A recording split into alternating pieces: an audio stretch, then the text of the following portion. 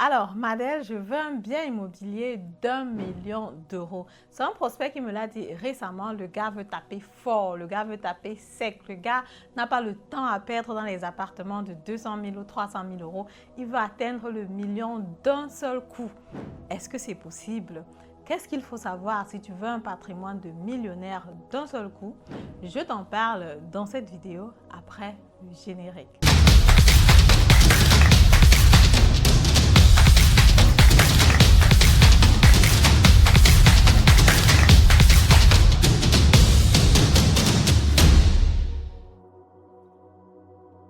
Alors, salut à toi. Si tu ne me connais pas encore, mon nom c'est Madeleine Tedem. Je suis investisseur immobilier, entrepreneur dans le domaine de l'immobilier. Ce que je fais sur cette chaîne, c'est que je partage toutes les informations nécessaires, importantes, utiles, qui peuvent t'aider comme ça si tu veux te lancer sur le chemin de l'investissement immobilier.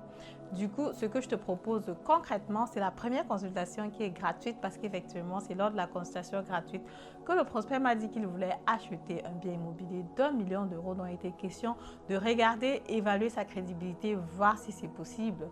Ce que je te propose aussi, c'est une formation en ligne qui contient 13 leçons qui te permettent comme ça de te fixer les bases pour ton investissement immobilier. Si tu remplis déjà toutes les conditions et que tu penses que tu veux passer à l'action, comme mon client qui a signé chez le notaire hier, raison pour laquelle je me retrouve à Francfort. Aujourd'hui, je t'invite tout simplement à regarder dans la barre de description pour prendre un rendez-vous. La première consultation, de toutes les façons, elle est gratuite. Comme je disais, lors de la consultation gratuite, le prospect me fait savoir qu'il veut investir sur un bien immobilier qui a une valeur d'1 million d'euros. Est-ce que c'est possible? Oui, c'est possible. Ça va tout simplement dépendre de ta crédibilité.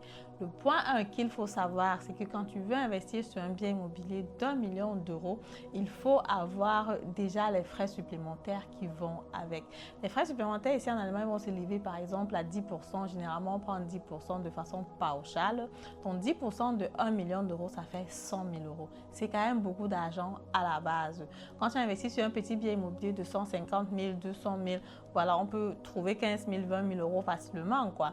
Mais trouver 100 000 euros, ce n'est pas évident. Donc du coup, il faut savoir déjà, est-ce que tu as une astuce, est-ce que tu as un plan, est-ce que tu sais comment tu fais pour avoir 100 000 euros pour pouvoir investir sur un bien immobilier qui va coûter en tout pour volume d'investissement 1 million d'euros. Parce qu'il faut aussi regarder du côté de la banque. La banque, pour que la banque te donne les 1 million d'euros, il faut que la banque se rende compte que bon, pour toi 100 000 euros c'est possible à avoir, quoi. Sinon c'est que la banque prend un crédit, tout simplement, prend un risque qui est tout simplement énorme. Et comme vous savez, la banque n'aime pas prendre les risques, la banque n'aime pas perdre. Donc du coup, il faut avoir donc 100 000 euros comme apport pour acheter un bien immobilier d'1 million d'euros. Le deuxième point, justement, c'est la rentabilité parce qu'effectivement, bien immobilier d'1 million d'euros, l'idée était bien réfléchie. Ce n'est pas un bien immobilier, par exemple un appartement ou bien un penthouse quelque part. C'est vraiment un immeuble de rapport. Donc l'idée vraiment, c'est de prendre un bien immobilier d'1 million d'euros où il y a plusieurs appartements à l'intérieur et que tu as peut-être fait la location saisonnière ou bien colocation. Tu auras une certaine flexibilité à l'intérieur et avoir aussi une certaine rentabilité. Ça, c'est quelque chose que la banque exige justement quand tu prends un immeuble de rapport, c'est que le bien puisse s'autofinancer avec les appartements qui sont à l'intérieur. L'idéal, généralement, c'est que tu prennes un immeuble de rapport quand il y a des appartements qui sont vides à l'intérieur. Parce que si tous les appartements sont occupés, c'est un peu chaud, quoi. Surtout si les contrats sont vieux. Si, par exemple, on a des locataires qui ont des anciens contrats de bail, ça va être vraiment difficile de pouvoir optimiser rapidement. Mais si tu as des appartements qui sont vides, naturellement, tu as une certaine flexibilité. Tu peux mettre des nouveaux locataires, tu peux faire la colocation, bref, tu as une flexibilité, quoi. Donc là, tu peux prendre un immeuble de rapport et essayer de faire tes calculs vraiment si bien que le bien puisse s'autofinancer et pour que la banque puisse valider le crédit. Parce qu'ici, il faut bien comprendre que sur un immeuble de rapport, tu es seul en fait.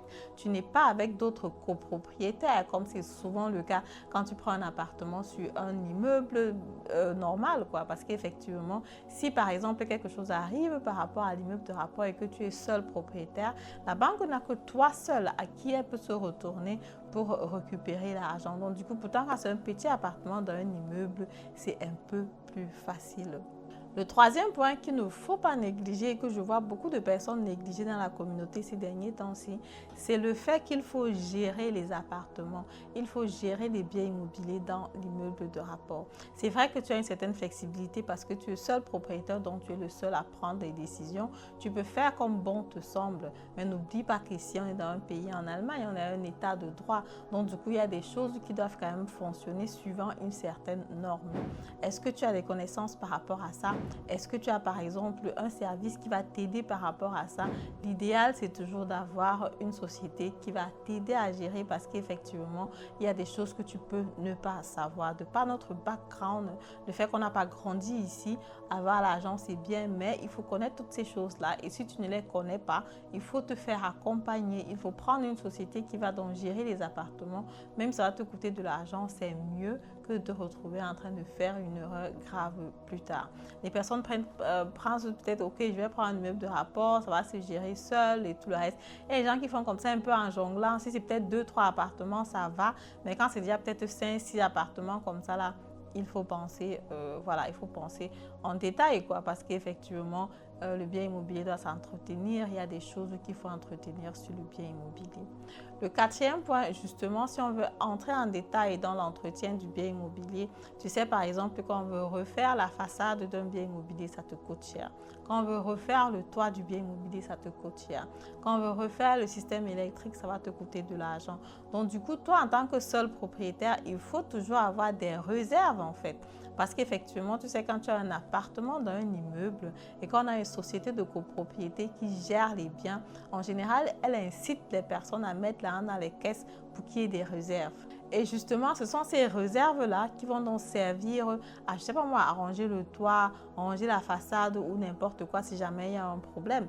Mais si toi, tu es le seul propriétaire et que tu ne mets rien de côté et que la façade s'use et que le toit s'use et il y a quelque chose à faire, naturellement, il faut que tu trouves de l'argent pour ça. Tu peux te retrouver en train de prendre un crédit encore extra pour le faire parce que tu n'as pas pensé à ça et ça ne sera pas bien. Surtout si tu es locataire dans les appartements parce qu'effectivement, quand tu es locataire dans l'appartement, tu es responsable et chaque fois qu'il y a un problème, tu dois résoudre ce problème-là. Sinon, naturellement, les locataires vont se retrouver en train de ne pas payer le loyer et tu vas te retrouver avec des traites à la banque qui sont énormes et l'investissement immobilier qui était censé pour toi être une bonne chose va être une chose pas très agréable. Le dernier point que j'ai envie d'évoquer aussi ici, c'est justement le montant que tu dois payer à la banque. Parce qu'effectivement, 1 million d'euros de crédit, c'est bien beau, mais seulement quand tu le mets complètement sur un seul bien, tu n'as pas forcément diversifié ta stratégie. Parce qu'effectivement, comme vous savez, quand on investit en immobilier, on mise sur l'emplacement, on mise aussi sur la prise en valeur de cet emplacement-là. Qu'est-ce qui se passe si, par exemple, cet emplacement-là précisément perd en valeur? C'est que naturellement, tout ton investissement aurait un problème. Pourtant, si tu avais pris les 1 million et que tu avais partagé dans différents emplacements, dans différents états, dans différents quartiers, parce qu'effectivement, en Allemagne, même seulement d'une rue à une autre, on peut avoir des biens immobiliers qui ont des prix différents. Tu as un bien immobilier qui est à côté de la prison, naturellement, son prix baisse.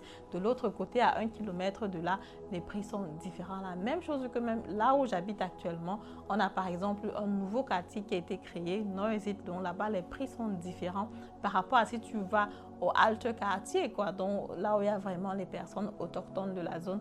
Pourtant, la différence entre les deux, c'est maxi 1,5 km ou 2 km. Donc, du coup, ton bien immobilier, tu peux aussi diversifier la stratégie que de mettre 1 million complètement sur un seul bien immobilier. Ça peut être compliqué. Et comme je disais tout à l'heure, les traites d'1 million d'euros, c'est pas évident. C'est beaucoup d'argent. Donc, du coup, il va falloir subvenir à ces traites-là. Même s'il y a un problème, il faut trouver une solution pour ça. Aussi, quand tu as un bien immobilier de rapport et que tu as des appartements à l'intérieur avec des locataires, si les locataires peuvent justement s'entendre entre eux et se retourner contre toi, je ne veux pas vraiment mettre le diable sur le mur, mais ça peut arriver parce qu'effectivement, comme vous savez, voilà, nous sommes des personnes qui viennent d'ailleurs. Ça peut arriver que si tu arrives, tu as un immeuble de rapport, tu as 4-5 locataires et après si les locataires s'entendent entre eux, ils disent que mais notre propriétaire là même souvent il fait des choses comme ça qui ne sont pas correctes et tout le reste. ça peut ne pas être très bien pour toi. Donc, ce sont les points qu'il faut vraiment voir en détail, en considération, prendre en considération. Mais si tu prends aussi naturellement un locataire de chez nous, ça ne sera pas un problème, quoi. Donc, ça sera vraiment à toi de voir en ce moment-là. De toutes les façons, pour ce qui est de la personne qui voulait un bien immobilier d'1 million d'euros, vu que c'était son premier investissement, quand on a discuté en détail, finalement, il m'a dit que non, c'était quand même énorme comme responsabilité et que pour le moment, il allait commencer par un petit investissement et évoluer lentement. Je peux conseiller à prendre un bien immobilier de 500 000 euros par là. 500 000 euros, ok, ça va encore. Mais 1 million d'euros, je pense quand même que c'est quand même une très grande responsabilité. Surtout si tu veux prendre comme ton premier bien immobilier, tu n'as pas d'expérience, tu n'as pas du tout. C'est quand même beaucoup d'argent.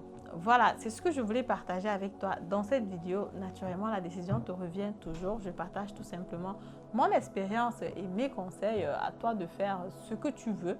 Et si ça t'intéresse, naturellement, tu t'abonnes à la chaîne, tu partages et je te dis à très bientôt pour la prochaine vidéo. Au revoir.